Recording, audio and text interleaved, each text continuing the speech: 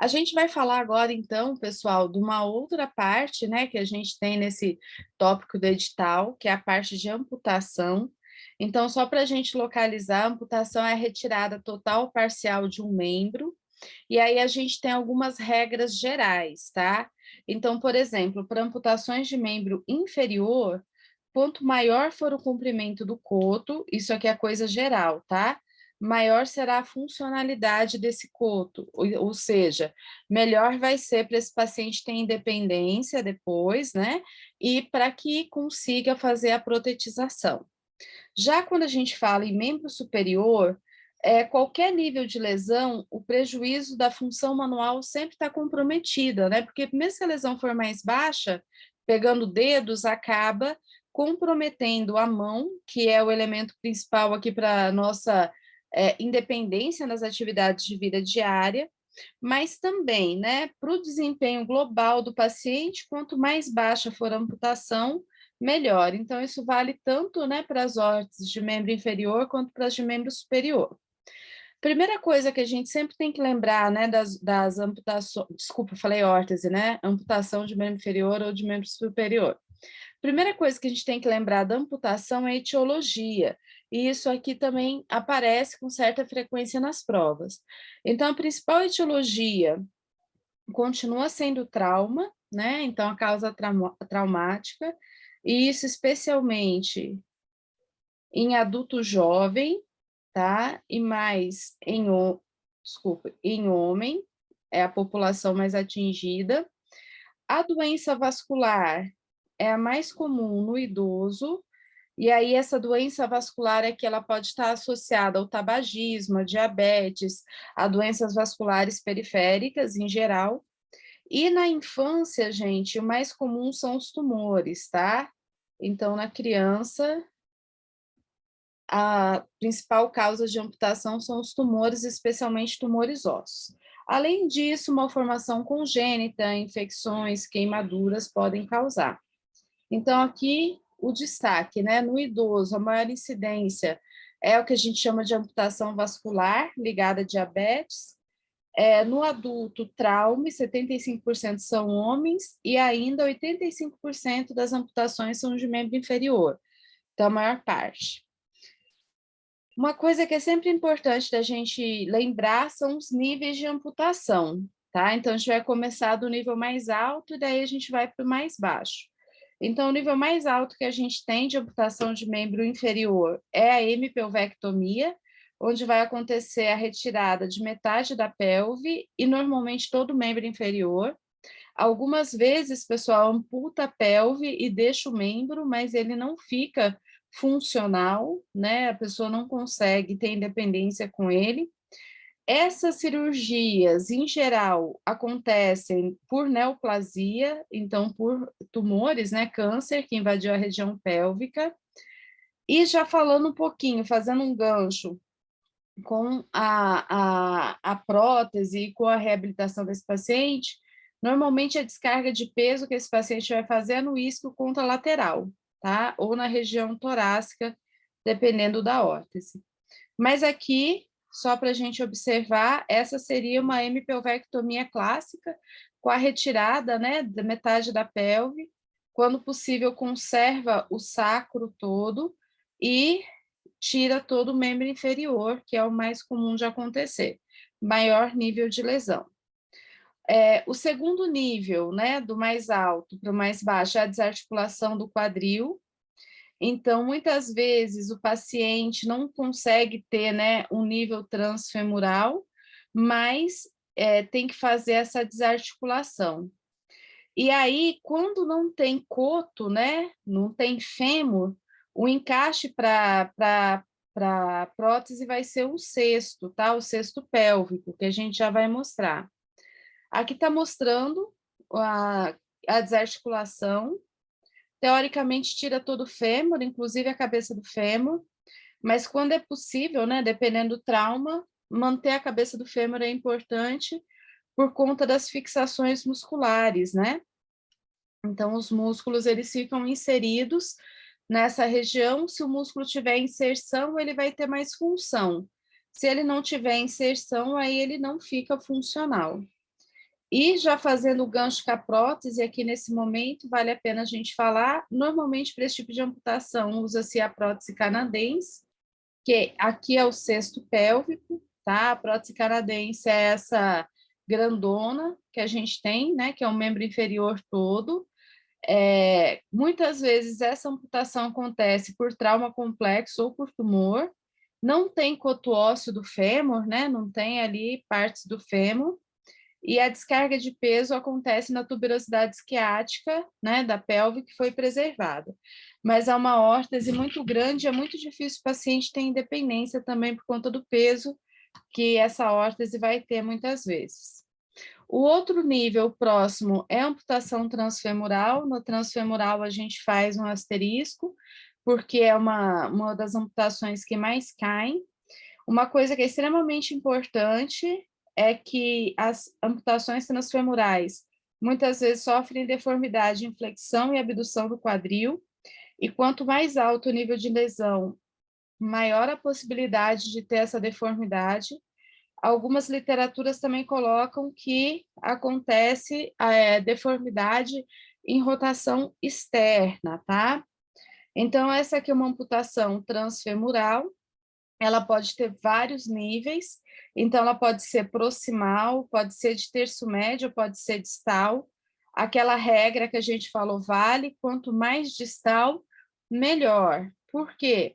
Porque conserva mais músculo, conserva mais massa muscular, mais ancoragem, consequentemente o paciente consegue ter maior controle da prótese que ele vai usar, normalmente uma prótese longa, que vai ter vários componentes, né? Vai ter, então, aqui o encaixe, no caso, o joelho protético, o tubo, que é a canela, e o pé protético também. Mas esses são pontos aqui para a gente levar em consideração. Na amputação transfemoral, a descarga de peso vai ser no apoio isquiático ou na parede lateral do coto, aqui nesse encaixe, né? Então, tem diferentes tipos, que também, quando a gente falar de prótese, a gente vai chamar a atenção para a gente entender um pouquinho melhor. Próximo nível é a desarticulação do joelho, então, aqui no caso, mantém o fêmur inteiro, e quando possível também, recomenda-se a preservação da patela. Por quê? Porque a patela está ali, né, onde insere o quadríceps, né? Então, se mantém a patela, a força de quadríceps costuma ser maior, então o paciente consegue ter um controle melhor de uma prótese, se ele for protetizar, e ter maior independência. A prótese dele pode ser uma prótese também, daquelas mais modernas, ou pode ser até uma prótese mais simples, com apoio externo mesmo, né? Então, isso vai depender muito de caso a caso. E aqui, só para reforçar, né? Ó, a manutenção da patela, quando possível, vai depender da causa da amputação, é recomendada, porque daí a ancoragem muscular fica melhor e esses músculos ficam com função melhor também. Depois vem a amputação transtibial. Então, a transtibial é da perna, né? Abaixo do joelho. E aí, outro ponto importante também, que é um ponto que cai muito nas provas, essa questão da tendência à deformidade. Então, nas amputações transtibiais, a tendência é a deformidade em flexão do joelho, e ela vai ser maior quanto mais proximal for o nível de amputação. Então, quanto mais curto for, né, a amputação, o coto, maior a tendência a fazer essa deformidade em flexão do joelho. Aqui, só para a gente ter uma ideia, isso aqui também serve para transfemoral. A gente tem, né, a amputação curta, que preserva 20% da tíbia. No caso da transfemoral, seria do fêmur, né, gente? Abaixo do joelho, média, que preserva 20 a 50, e a longa, que preserva mais de 50% da tíbia. Quanto mais longa, melhor para conseguir fazer a protetização. Aqui está mostrando mais ou menos como que é essa amputação, né, a região da perna, só para a gente ver. Quando possível também, deixa-se, né, retalho cirúrgico, tecido muscular, tecido adiposo, para ser rebatido e costurado aqui na região, e para que consiga ter esse coxinha aqui, que é a parte final do coto, um pouco mais protegido para depois melhorar a protetização. Na sequência, vem as amputações do tornozelo e do pé. Aí a gente tem os vários níveis que pega, né, tornozelo e pé. E aqui, para não esquecer, eu sempre lembro da sigla SPC, né, daquela banda, sei lá, eu lembro daquele grupo de pagode, só para contrariar, né? Mas vocês podem pensar em outras coisas aí. Mas lembra, SPC, L. Então, é o que vem na sequência, tá? Dos níveis de amputação. Então, Saime, Pirogoff, Chopard e Lisfranc. Da mais alta para a mais baixa, mas todas essas níveis de amputação do tornozelo e do pé, tá? E aí, depois tem também, né, a transmetatarsiana, a metatarsofalangiana e as interfalangianas. Vamos passando elas aqui, já já a gente frisa os pontos principais, tá? Então, amputação de Saime é a mais alta, é a desarticulação tibiotársica. Então, gente, aqui em cima tá a tíbia, a fíbula, opa, a fíbula tá aqui, né? A fíbula, a tíbia, e aqui embaixo tá o talos, certo? Então, ó, sai tudo do pé, talos, calcâneo, todos os ossos do pé. Então, essa amputação de Saime, desarticulação do tornozelo, desarticulação tibio-társica, é tudo o mesmo nome. Ela vai ser feita quando não dá para salvar mais estruturas do pé, né? Sempre que se puder salvar mais, melhor. E a vantagem é que muitas vezes o paciente consegue descarga de peso distal no coto. Então, essa parte aqui, ó, o paciente consegue, por exemplo, andar sem uma prótese. Ele também consegue protetização futura fácil, com um pé relativamente fácil, né, gente? Comparado às outras, com pé protético e até a marcha precoce sem prótese. Então, só aqui mostrando, tá, que fica assim a amputação Saime. Normalmente tira o talos aqui, quando possível mantém os maléolos para ela ficar até mais longa e facilitar o processo posterior. Às vezes a prótese ela é bem simples, tá, gente? Mais, né, para encaixe aqui, depois a pessoa coloca o sapato ou até um pé protético que como se vestisse aí o pé. Aqui está aparecendo o tornozelo, então uma amputação mais baixa, né? Mas só para a gente ter ideia que isso é possível. Então, essa aí é de Saime. Depois de Saime, vem a Pirogoff. A Pirogoff é muito parecida com a de Saime, só que ela vai fazer o seguinte, eu vou mostrar na foto que é mais fácil de explicar. Ela conserva um pedaço do calcânio, e aí faz fusão desse pedaço do calcânio aqui embaixo da tíbia e da fíbula. Então, é claro, gente, isso quando tem calcânio suficiente, né? Tem o calcânio que não sofreu lesão, que é possível de ser utilizado. Também, tanto para Pirogoff como Saime, tá? Depois também de Chopard, a prótese ela pode ser mais simples, de resina, o paciente vai conseguir desenvolver marcha com esse tipo de prótese, sendo possível utilizar o pé-sac. O pé-sac é um pé duro, tá, gente? É mais simples que tem, só para fazer movimento mesmo, praticamente no plano frontal, flexão e extensão, ou pé articulado, que daí faz movimentos em todos os planos. Só eu vou falando já já, a gente sintetiza tudo. E aí tem as amputações do pé, Chopard e Lisfranc. Então, lembra qual que é a sigla? SPC. Então, a próxima é Chopard, né? Então, Chopard está aqui, gente. Mantém o talos e calcâneo, e aí tira os ossos da frente, os ossos do tarso da frente e metatarso e falange. Já Lisfranc, que era a última, né, que a gente coloca o L aqui no final, mantém os ossos do tarso. Então, vamos lá, talos, calcâneo, cuboide, navicular, cuneiformes, os 3 cuneiformes, e aí, então, sai metatarso para frente, tá? E depois disso é que vão vir, né, as transmetatarsianas, que daí já corta, né, já faz a amputação, cortando no metatarso. Mas vamos falar primeiro dessa. Então, o Chopar, desarticulação dos ossos navicular e cuboide com o talos e o calcânio, respectivamente. Isso aqui, gente, por vezes cai na prova. E às vezes a gente fala assim, meu, vou ter que decorar isso. A forma mais fácil, eu já falei para vocês, né? A gente saber desenhar os ossinhos do pé, lembra? Então, a gente faz assim, ó, talos, calcânio, tá aqui, né? Aí ele fala, ó, navicular e cuboide com talos e calcânio. Então, o navicular tá aqui, o cuboide tá aqui, na frente do navicular, os 3 cuneiformes, aí os metatarsos e as falanges. Então, caiu questão de pé, tenta fazer o desenho, lembra como é que faz? Porque fica mais fácil. Aqui, ó, é a amputação de Chopard. E aqui vai ser a de Lisfranc. A gente teve uma aula que a gente falou bastante desses desenhos do pé, né? Hoje fazendo mais rapidinho.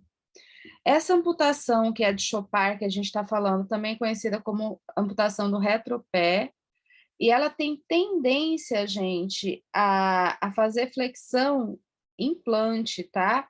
Então, tem um predomínio da musculatura flexora em relação à musculatura dorsiflexora, e o quadro do pé equino é importante. Então, tendência da deformidade na amputação de Chopard é implante flexão.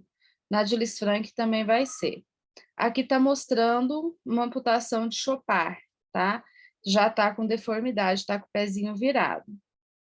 E a de Lisfranc, aí vai ser, né, do cuboide, dos cuneiformes com os metatarsos. Então, deixa eu mostrar aqui que fica melhor, ó, talos, calcânio, navicular, cuboide, cuneiformes. Então, cuboide, cuneiformes com os metatarsos, e tira aqui os metatarsos para frente. Também aqui, deformidade em flexão plantar. Então, é a tendência da deformidade, tanto na de Chopard quanto na de Lisfranc. E aqui, só para a gente frisar, né, os tipos de amputação que a gente tem. Então, retropé, Chopard, quando pega médio pé, Lisfranc. E aqui, os 4 tipos principais, né, gente? Então, ó, não esquece, SPC, tá joia? Então, a primeira de Saime, que é a mais alta. A de Chopard é parecida, só vai pegar aqui um pedacinho do calcânio. Desculpa, a de Pirogoff, Pirogoff. A de Chopard, talos e calcânio, fica. Navicular e cuboide sai. A de Lisfranc, talos, calcânio, navicular, cuboide, cuneiformes ficam. Metatarso sai. Então, esses aqui são os tipos principais, essas que caem mais, né? E aí é importante a gente saber. Então, das amputações, dessas aqui que a gente falou, as que mais caem são transfemoral, transtibial e essas aqui do pé. São as que, assim, as que mais caem em provas. Sempre falo, eventualmente vai aparecer questões que a gente não espera, né? Que cai raramente. Mas se aparecer questões que caem frequentemente, que são questões fáceis, essa a gente não pode errar. A transmetatarsiana, então, vai ser aqui no metatarso, tá? Raramente cai, aqui só mostrando, né? Conserva um pouco mais. A metatarso falangiana, aí já é retirada do dedo todo, porque o metatarso está aqui, né? E aqui estão os dedos. Então, essas aqui são mais comuns quando tem o mal perfurante plantar, como a gente está vendo aí, aquelas lesões pelo diabetes, tá joia? Pessoal, a gente vai ter, então, né, destaque transfemoral, deforma em flexão e abdução, alguns livros falam em rotação externa, transtibial, deforma em flexão do joelho, e a Chopard e Lisfranc, deforma em plantiflexão, que isso também cai bastante nas provas, né, é bem fácil da gente lembrar. Mais para frente a gente vai retomar isso quando a gente for falar mais da fisioterapia. Amputação de membro superior. Quase não cai questão de nível de amputação, tá? Eu estou falando aqui bem por desencargo de consciência mesmo. Então, vai desde a desarticulação da escápula, lá em cima, mais alta, até a amputação dos dedos. Aqui tem uma figurinha que mostra, né, as amputações. E aí, sempre lembrar, né, gente, que a amputação do braço sempre é ruim, porque compromete a função da mão. Quanto mais salvar a mão, melhor. Cotos mais proximais são ruins para protetizar, então, quanto mais distal o coto, melhor, né? Terço médio, terço inferior. E as amputações do carpo não são boas para protetização. Carpo pegando os ossinhos aqui do carpo, tá? Muitas vezes, para prótese, é melhor tirar a mão inteira, então manter radiuna, né? E sair todos os ossinhos do carpo, do que permanecer os ossinhos do carpo. Isso falando em uso de prótese posteriormente. Aqui, então, gente, a desarticulação escapular, que nem a desarticulação, né, da pelve, geralmente de causa tumoral, fixação da prótese difícil. Algumas vezes vai usar essa prótese, que é a prótese funcional, mas mesmo assim o paciente dificilmente desenvolve função.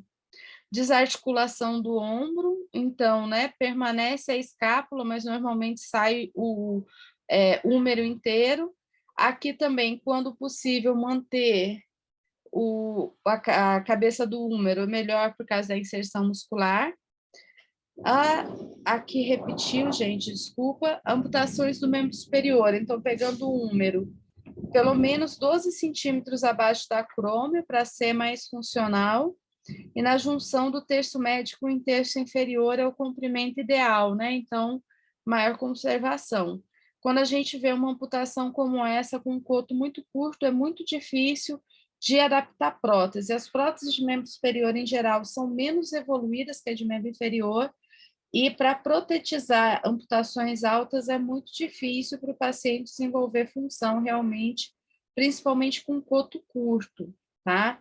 Então, às vezes, o paciente acaba optando por não ficar com a prótese. Na desarticulação do cotovelo, a gente tem um coto ruim, porque é difícil para a prótese colocar um cotovelo que vai ficar desnivelado aqui com o outro lado. Nas amputações de antebraço, aí acende uma luz de esperança, porque nas amputações de antebraço a gente já tem o melhor desenvolvimento de próteses mioelétricas. O coto ideal, um terço médio para o terço inferior também, que é a mais comprida. E a desarticulação radiocárpica, né? Então, tem aqui rádio, os ossinhos do carpo, né? Primeira e segunda fileira. Então, tirando aqui, tirando os ossinhos do carpo, mantendo rádio una. Ela é melhor do que as outras, né? Porque ela mantém o coto mais longo e é fácil de protetizar com a prótese mioelétrica. Já quando mantém os ossos do carpo, é ruim, porque daí vai incumpridar muito o membro superior, né? Se for protetizar o membro em relação ao outro. E em relação à amputação dos dedos, quanto mais dedos, mais funcional vai ser, melhor para o paciente, tá? Então, o paciente vai conseguir maior independência. Pessoal, essa primeira parte da aula só sobre níveis de lesão, e a gente termina aqui.